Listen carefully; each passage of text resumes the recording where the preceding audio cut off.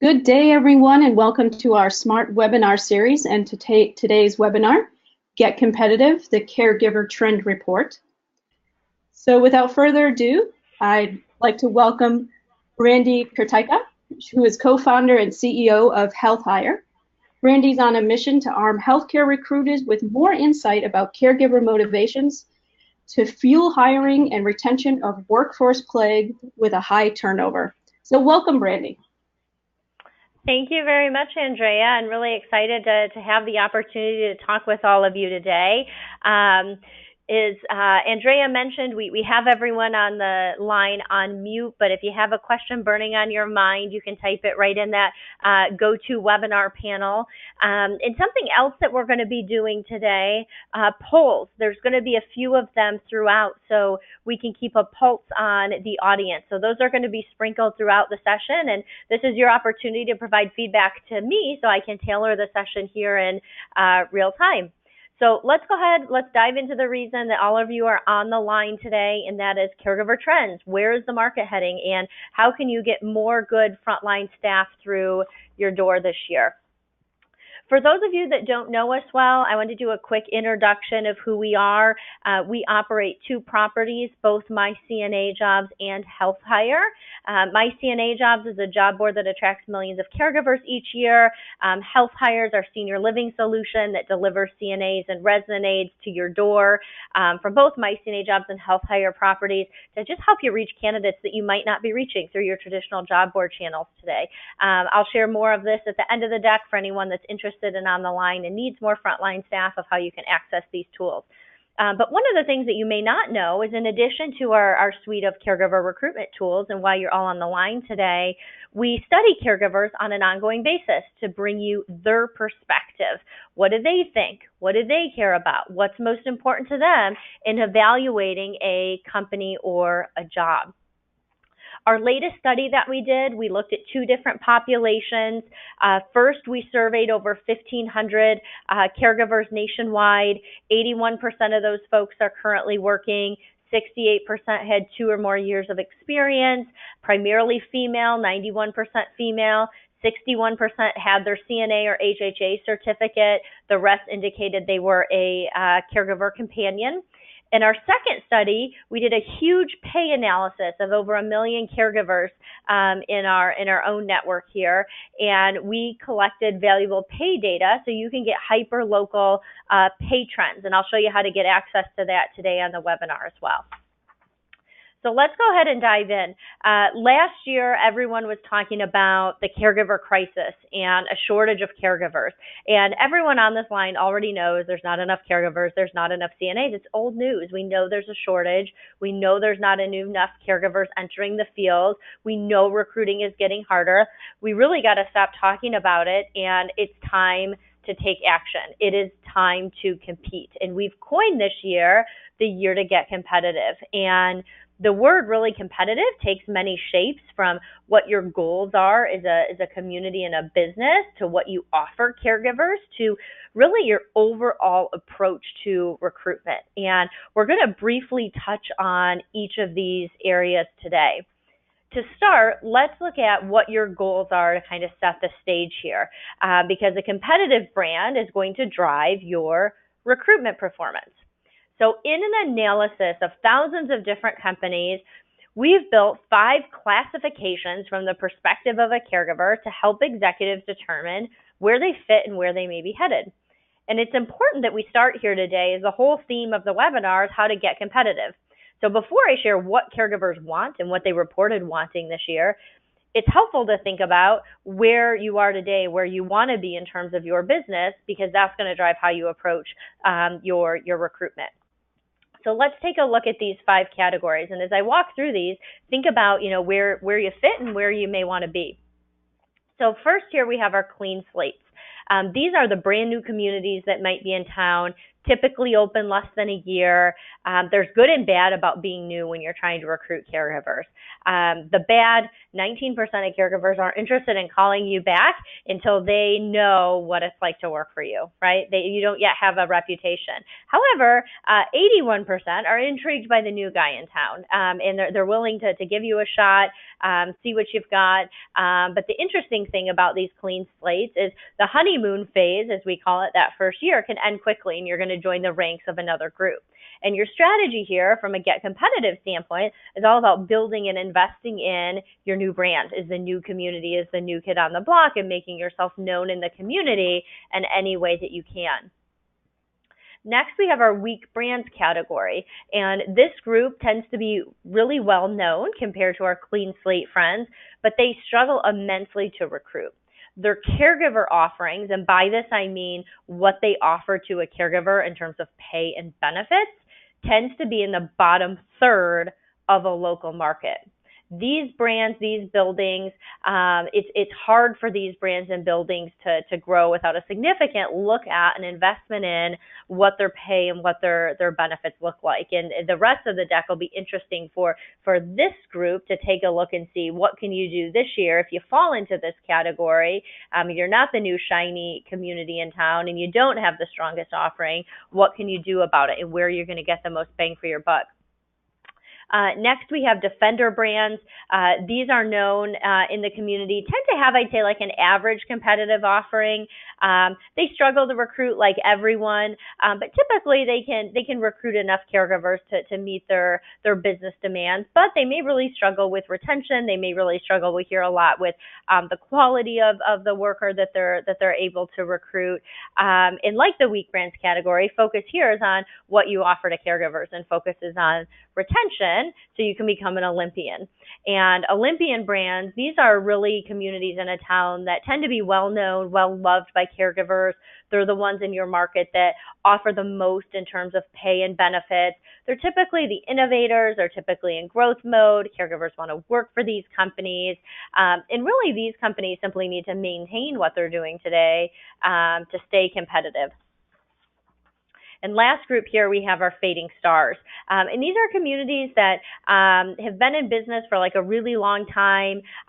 Maybe they used to be the place to work. They used to be the building that all the caregivers wanted to work for. They're still well known, but they're struggling because they lack the appeal that they used to have because of all of the new kids in town. And really this Get Competitive strategy and what you can get out of today is about how can you differentiate and show that you're still relevant and a good employer of choice. So let's dive into caregiver insights and what's new this year. Are caregivers sitting around and waiting for your calls? No, they're not. Caregivers told us this year that they continue to get 3 calls a week for work. This number has held strong over the past 2 years. So think about what this means for a minute. A caregiver's phone is ringing each and every week for work. This includes both people that you're trying to recruit today, as well as those caregivers that are sitting there and they're out on the floor working for you right now, right? While you're on this webinar, chances are high that one of your top caregivers is getting a call and being courted by your competitor down the street. And in fact, 65% of caregivers told us this year that they are always looking for a better job, 65%. But what's more interesting to me, 97% of caregivers said they're open to a job opportunity at any given time. Stop and think about what this one means for a minute. Nearly 100% of caregivers are open to a new job. This is so different from many other industries, and I think it's important to keep in mind from both a recruitment and a retention standpoint, there's literal loyalty because there doesn't need to be.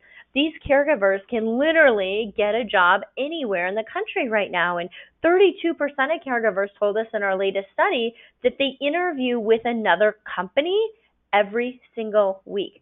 So this means they hop in a car, on a bus, on a train, resume in hand, walk into the office of one of your competitors just to explore and see if they have something better to offer. They're constantly evaluating how competitive your offering is compared to every other company in town. And it's not just other assisted livings, and we're going to spend some time on this one in a minute. So glad you can't throw something at me through the phone line today, because 30% of caregivers reported that they search for jobs while at work. And I thought this was really interesting. So they're working, they're on their mobile phones, they want to see what's out there. Who pays more? Who can help pay for additional training or school? Who offers more benefits? Who has a case or a community that might be closer to my house? Who has the hours I want? Even though they work for you today, the interesting perspective of a caregiver is they're always evaluating, is this the best job for me right now in my community? So we all know how in demand caregivers are. Let's now talk about your specific market. So we have a lot of different owners and operators on the line today. Everyone's sitting in a unique market.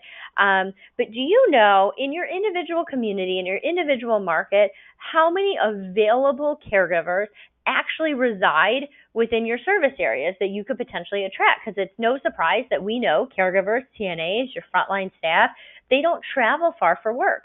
And if you have a community in downtown Philadelphia, you have more caregivers to pick from than if you have a community, let's say, in like Des Moines, Iowa, or a rural community in Iowa.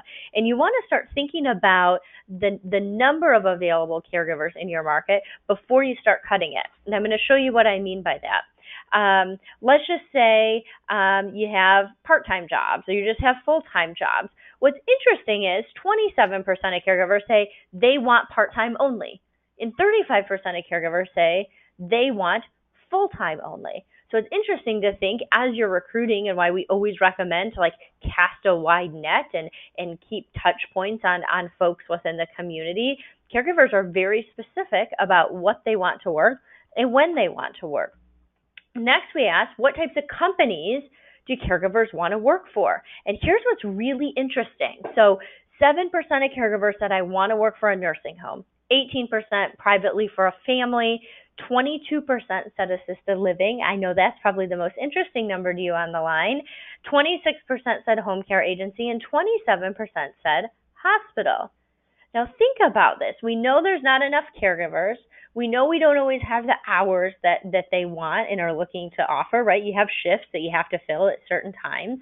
But now only 22% are saying that they want to work for assisted living. What does this mean? It means you need to work harder this year to catch the attention of caregivers that might be interested in working someplace else, right? And I'm going to talk about what you can do about this in a minute and what I mean by this. So this is an interesting one to keep in mind. So next, here's what we learned. 72% of caregivers told us they've worked retail, and 63% have worked fast food. When you think about who your competitors are in terms of who can hire your caregivers, it's not always just the assisted living next door. It's not just the home care agency down the street. It's not just the hospital. It's retail. It's fast food. And this one might not be as applicable to you on the line, but it's really applicable in the home care space. 80% of caregivers say they prefer to work for one company if they can get the hours they want. And they say it's often easier for them to get the hours they want by working retail and fast food outside senior care, which I think is really, really interesting. So I want to take a quick stop here, and I want to assess. So if you have a pen and paper, this is where I take it out, write down these questions so you can start thinking about building your plan this year. Think about if you're attracting caregivers from nursing homes, from hospitals, from home care. If you're not, could you? How could you do that? Because only 22% of the caregivers in your community are identifying today that they want to work at assisted living. So this is the year we need to think about opening up that pool of people that are interested. Next, do you know how to sell someone? Do you know how to sell and talk to a caregiver and a CNA that might be working retail with a heart for senior care on how to come work for you? Do you have training in place? Can you have training in place?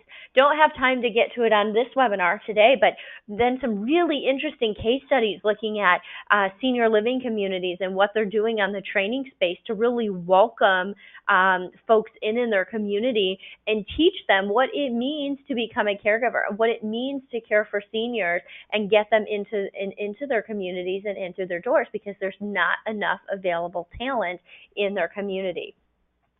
So think about how you could open yourself up to even more caregivers, because opening yourself up to as many caregivers as you can is a theme today. 2018 isn't about excluding caregivers, but it's about including as many as you can. You don't want to make your market smaller than it has to be. This is where you're going to lose. And did you know that 37% of caregivers told us they report having less than 1 year of experience? Think about that one for a minute. Do you know that many communities require 1+ year of experience? It's just interesting to think about. If there's fundamentally not enough people, and this is a hard requirement that I have to come work here, will I be able to attract enough people? Could you train? Could you get more people in this way? It's really interesting way to think about it. 100% of people in your community might not even know what a caregiver is or identify as a caregiver, but they might have a heart of gold and might do a really, really good job caring for a senior. So think about, am I growing my market or am I watching my market shrink? Am I including caregivers or am I excluding caregivers? Because again, it's the year of assisting caregivers to get through your recruitment process, not just eliminating them. Because if we keep doing the things the way that we have been, there's not going to be enough caregivers to meet our demands. And this is scary. This is what keeps me up at night. And here's an example of this. So 44% of caregivers told us they have an active CPR certificate. That's great. Most assisted living communities require this. But think about this for a minute. If you put a requirement in your job description today, you must have a CPR certificate, do you think you could prevent over 60% of people applying for you? Right? It's just interesting. Is it a hard requirement? Are you willing to assist somebody through the process? Make it easy on caregivers this year. This is really a big trend that we're seeing in terms of what you can do as a community to attract more people. Make it easy. 62% of caregivers told us their employers paid for their medical testing. 40% didn't. A lot of this is on the home care side of home care companies not paying for the medical testing. If you do pay for the medical testing, that is something to talk about because it's unique. 40% of companies aren't doing it. Do you require a CNA certificate? I know a lot of communities do. Some communities are open to folks without the CNA. We all want CNAs. We know there's not enough. But what's really cool is 80% of caregivers this year reported that they would get a CNA if their company paid for it. And I know this isn't always easy. It costs money. It takes time. But I think it's an interesting concept to think about. How can you open up your market, attract more people in, and focus on training this year? I was just talking a couple days ago with an assisted living community. They have 50+ communities across the country. They launched a CNA training program. The CNAs that have made it through have a 70% retention rate. And the interesting thing is, they still train a lot of CNAs, they get their CNA, and they leave and they go to another company. It's a headache. They can't avoid it. But at the end of the day, they have more people now coming through, and the people that are coming through have a much higher retention rate than those that don't. It's an interesting way to think about how you can be a solution to solve the problem this year.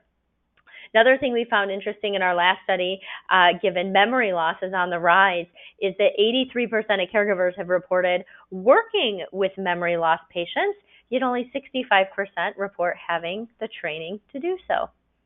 So stop real quick again here. If you have a pen, take it out. Think about, are you eliminating potentially good candidates because of strict requirements? Are your requirements really requirements or are they preferences? Could you train? Are there ways that you can assist a caregiver this year versus eliminating them to help attract more talent? Now, real quick, I want to touch on pay. Pay isn't everything, but I'll tell you guys, it's a major driver. We have data from millions of caregivers at a hyper-local zip code level on what they want to make this year. Nationally, when we ask caregivers what they'd be willing to work for, the average desired wage for a caregiver without a certificate was $11.37, and a CNA was $12.11. And here's the data at a state level. I'm going to leave this slide up for just a minute so you can find your state while you're on the webinar today. But the number in green, this means it's above national average. Caregivers in your state want to make more than the national. If your number's in red, this means it's below the national average. Caregivers want less than what that national average number is.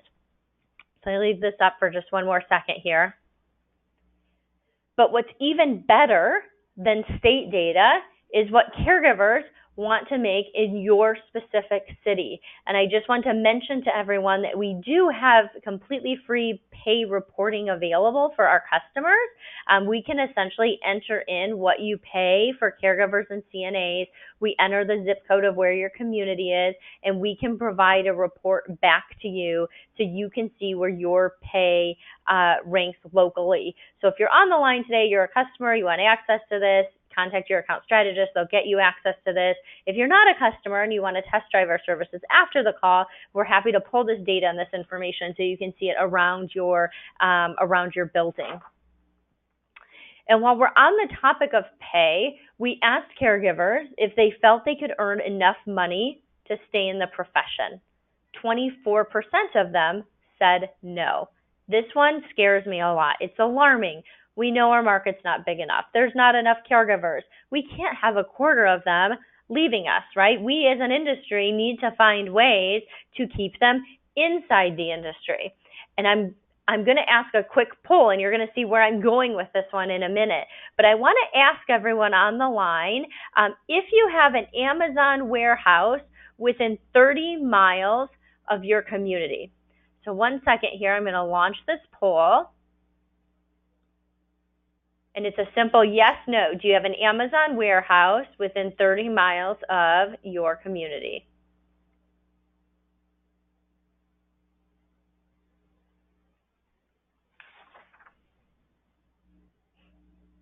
Okay, interesting. Okay, I'm going to go ahead and close the poll now. So 46% of you on the line do have an Amazon warehouse within 30 miles of your community. I asked this question because 10% of caregivers told us this year they have interviewed or worked for Amazon in the past.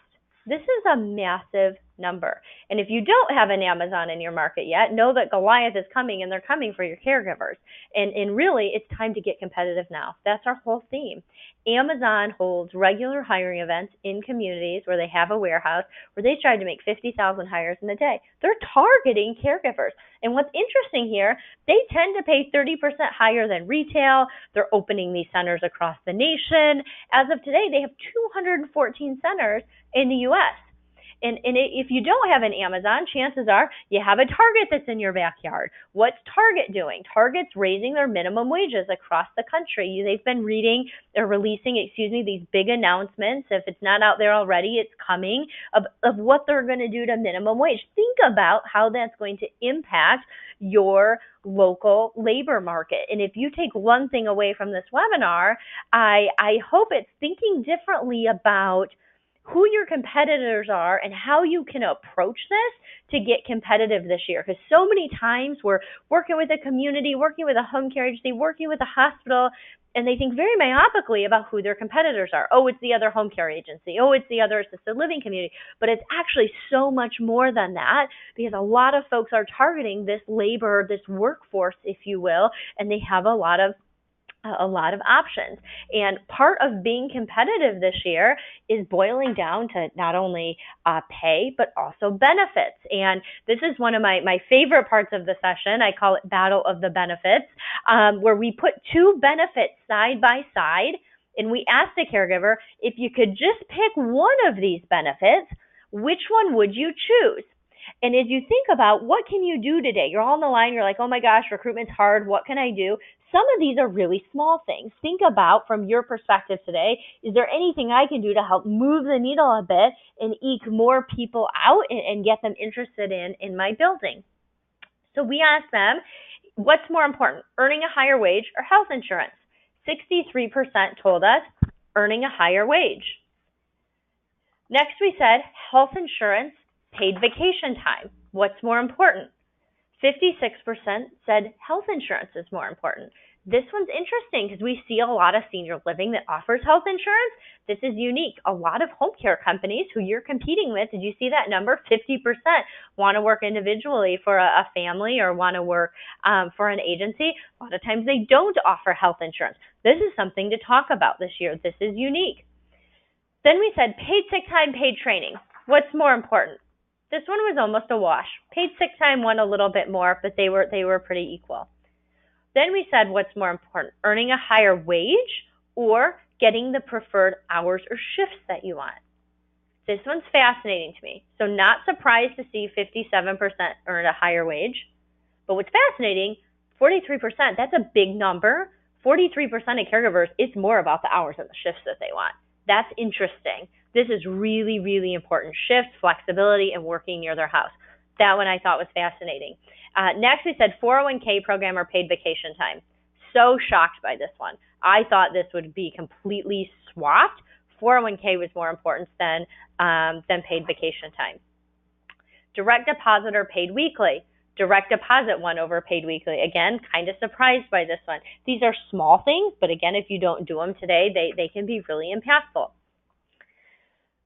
So if you have that pen out, ask yourself, are your benefits competitive? Is where you're sitting today competitive? Looking at that benefits analysis I just shared, could you be more competitive? Where? Are you focusing on where you think you can make the biggest impacts this year?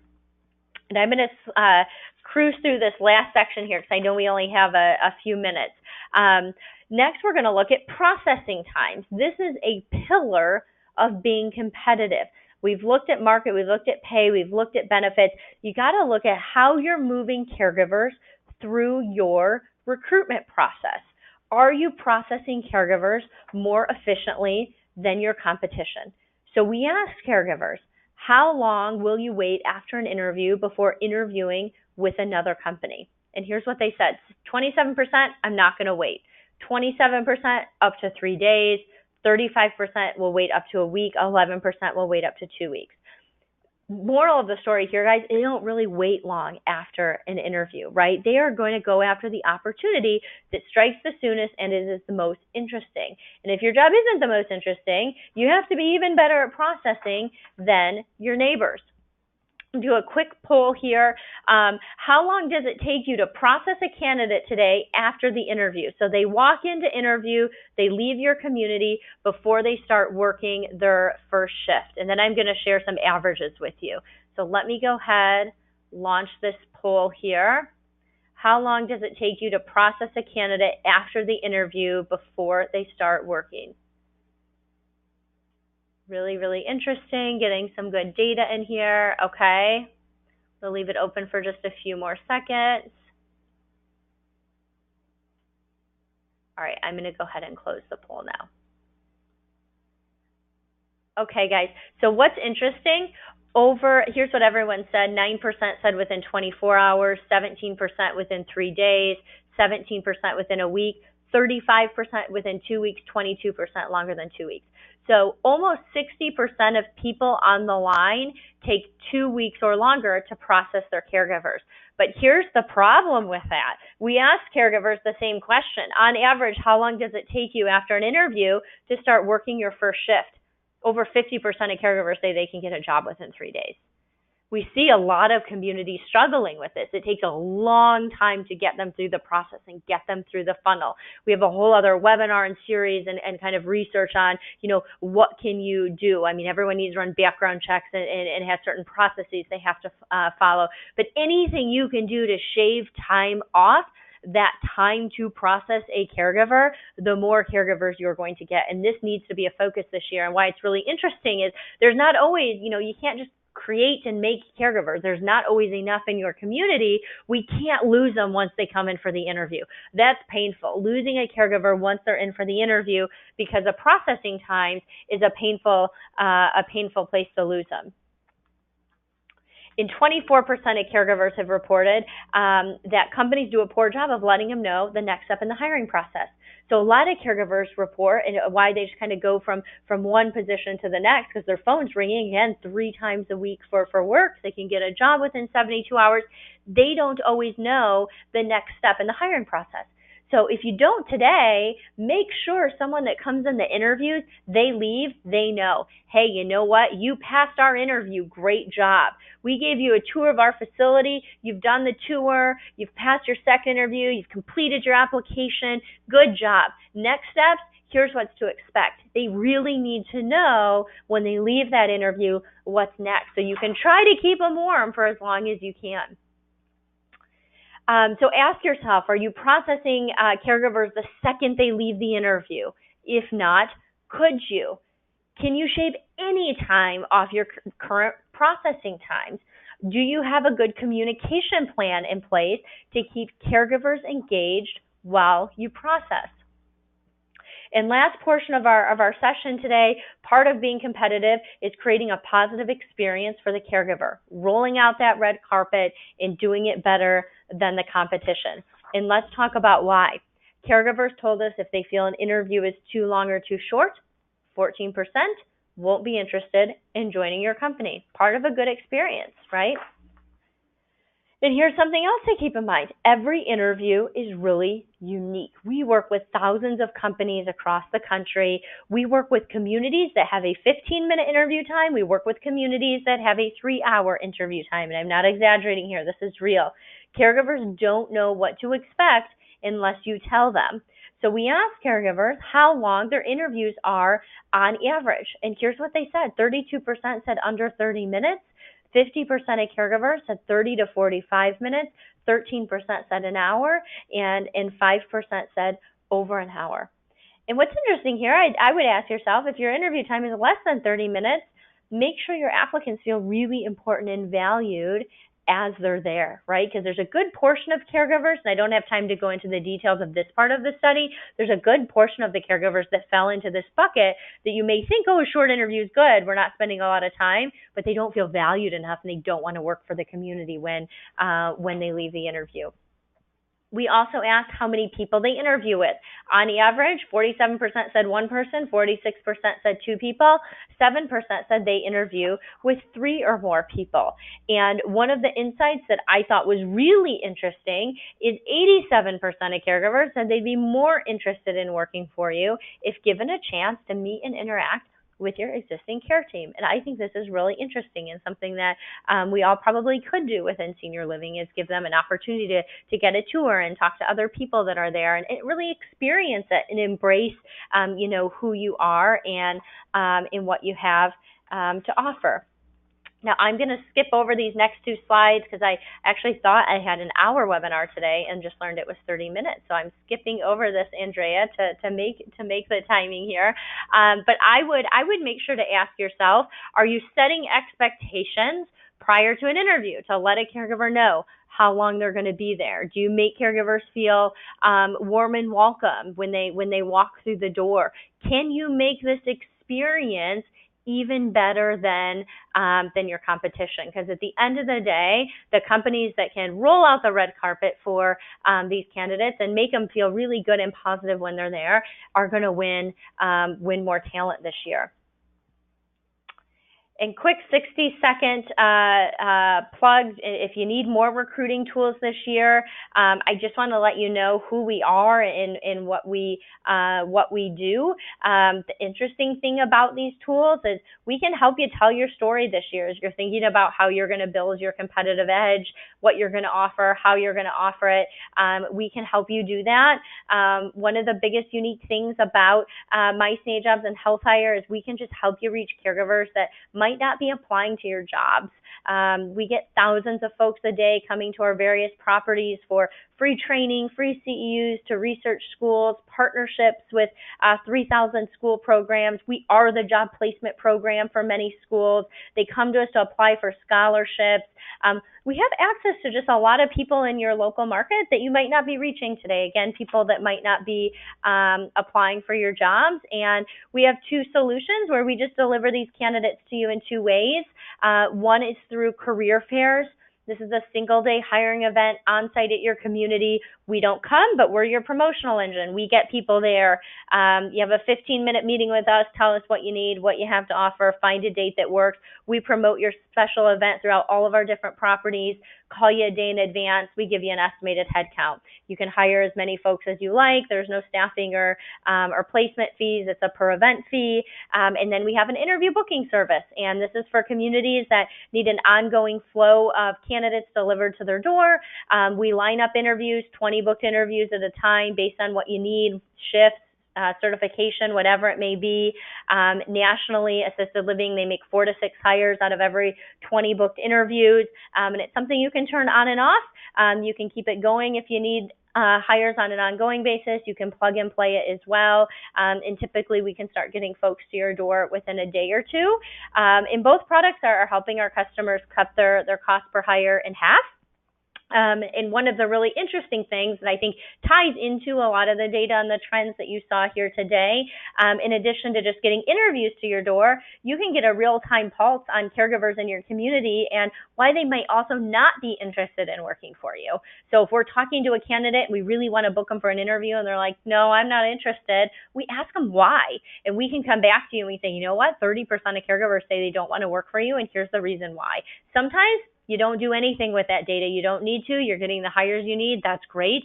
Sometimes you're desperate. You need more people. All of a sudden, we have dials that we can start turning, and we can optimize, and we can say, okay, let's go test strategy X, Y, and Z and see if we can open up getting more caregivers through your community. So last poll here, and I'm going to open it up for Q&A.